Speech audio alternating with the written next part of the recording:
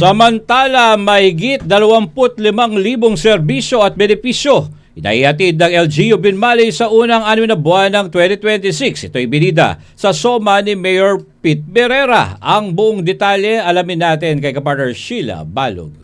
Mahigit 25,000 serbisyo at benepisyo ang nahihatid ng Pamahalang ng Binmaley sa unang 6 na buwan ng taong 2026. Ito ang inihayag ni Mayor Binmaley Mayor Pedro Pete Berrera III sa kanyang ika-4 na State of the Municipality Address o SOMA nitong Lunes. Ayon sa alkalde, kabilang sa mga naihatid na serbisyo ang mga programa sa edukasyon, kalusugan, kabuhayan at social protection.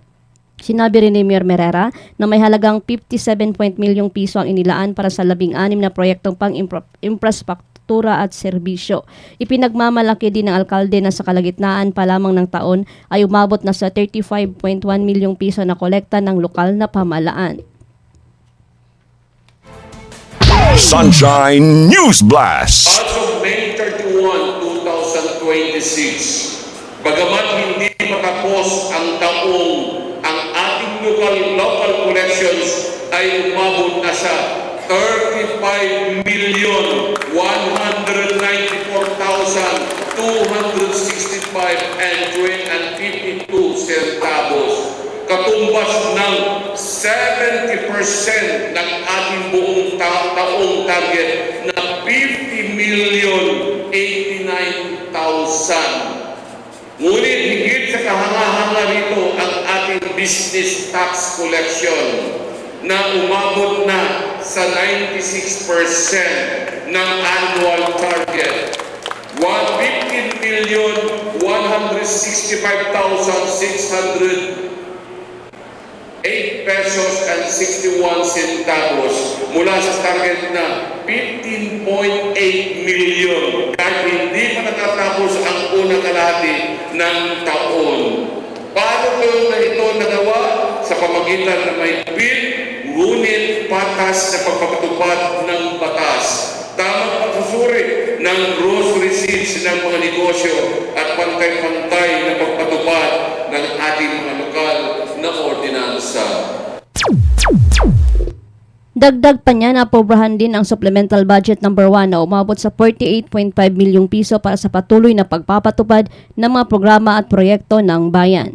Sunshine News Blast. Tiyak na tuloy-tuloy ang pagpapatupad ng ating mga prioridad na programa, proyekto, serbisyo na ihanda at na iaprubahan din natin ang Supplemental Budget No. 1 na nakakahalaga ng 48,512,921.26 centavos. Ang bawat pisong nakapaloob sa pondong ito ay lalaan sa mga proyektong tunay na makatutuon sa pangangailangan ng ating mga mamayan at magpapabilis sa pag-unlad ng ating bayan. Hindi tayo gumagastos para lamang gumastos. Ang bawat proyekto ay dapat may malinaw na layunin, may legal na patayan at may direktang pakinabang para sa bawat milenyo.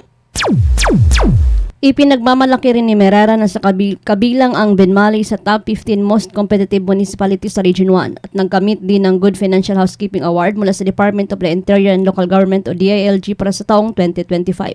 Sa sektor naman ng edukasyon, umabot na sa 248 ang mga benepisyaryo ng Binmaley Scholarship Assistance Program. Mahigit 14.5 milyong piso rin ang nipamahagi sa mga senior citizens habang mahigit 1,700 ang natulungan ng ambulance services ng MDRRMO. Kabilang din sa mga bagong inisyatiba ang pagbubukas ng kauna-unahang Binmaley Teen Center sa ikalawang distrito ng Pangasinan. Pamahagi ng mahigit 624,000 similya na mga fish pan operator at naapektuhan ng bagyong uwan at libreng theoretical driving course na nakinabangan ng mahigit 1,000 residente. Dagdag pa ng Ama ng Bayan, kabilang sa mga prioridad ng lokal na pamahalaan ng digitalization ng payment systems, pagpapatayo ng bagong slaughterhouse at pagpapaganda ng wet section ng pamilihang bayan. Sa huli nangako si Mayor Pete Berrera III na ipagpatuloy ang kanyang administrasyon ng pagpapatupad ng mga programa at proyektong nakatuon sa kaunlaran at kapakanan ng bayan. Sunshine News Blast. Mga kababayan, marami pa tayong kailangan kailangan gawin. Marami pa tayong mga pangarap na dapat isakatuparan. Ang ating paglalakbay ay malayo pa sa katapusan.